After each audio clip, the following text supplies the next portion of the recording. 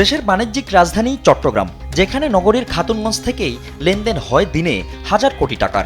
এই বাণিজ্যিক গুরুত্বকে ঢাল হিসেবে ব্যবহার করে ইউনিয়ন ব্যাংকের শুধুমাত্র খাতুনগঞ্জ শাখা থেকেই ৩৪টি ভুয়া প্রতিষ্ঠানের নামে লুট করা হয়েছে ২,৩০২ কোটি টাকা। বাদ যায়নি বাণিজ্যিক প্রাণকেন্দ্র আগ্রাবাদও, যেখানে ২৮টি নামসর্বস্ব প্রতিষ্ঠানের মাধ্যমে হাতিয়ে নেওয়া হয়েছে ১,০৩৯ কোটি টাকা। একইভাবে চট্টগ্রামের মুরাদপুর শাখায়ও ২৬টি প্রতিষ্ঠানকে দেওয়া হয়েছে ১,৮৮১ কোটি টাকা।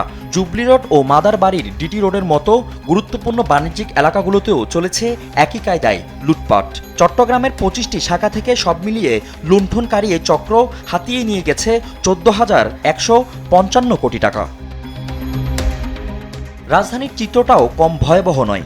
ঢাকার মাত্র ৮টি শাখা থেকে লুটে নেওয়া হয়েছে ৫,৫১৫ কোটি টাকা, যার শীর্ষে রয়েছে পান্থপথ শাখা, যেখানে ৩১টি কাগজি প্রতিষ্ঠানের নামে সরানো হয়েছে ব্যাংকের ৩,৩৭১ কোটি টাকা।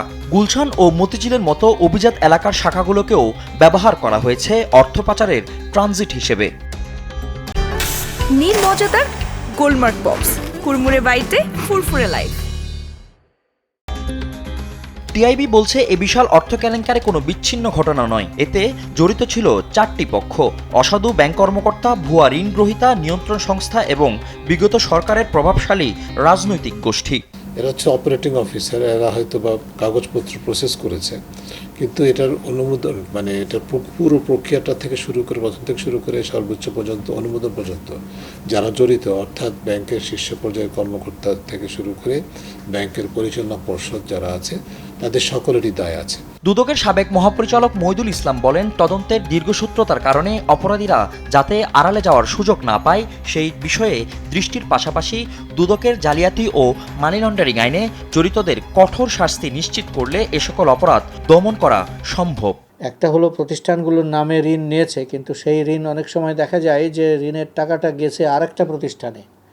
সেই প্রতিষ্ঠানের মালিক কারা, তাদেরকে খুঁজলেই পাওয়া যাবে যে ঋণের আসল বেনিফিশিয়ারি কারা, এবং এইটার কারিগর হচ্ছে তারাই সুবিধাভোগী। তাহলে তাদেরকেও চিহ্নিত করা দরকার দুদকের। সাজাটা চূড়ান্ত হতে হবে, এমন না যে আপনি বিচারিক আদালতে সাজা হলো বিচারে, আপিলে গিয়ে আটকে আছে। ২০,০০০ কোটি টাকার এই ক্ষত কেবল ইউনিয়ন ব্যাংকেরই নয়, এটি পুরো রাষ্ট্রীয় অর্থনীতির এক অপূরণীয় ক্ষতি। জড়িতদের দ্রুত আইনের আওতায় এনে লুণ্ঠিত অর্থ উদ্ধার করাই এখন প্রধান চ্যালেঞ্জ। ফজলে আদিত্য, দেশ টিভি, ঢাকা।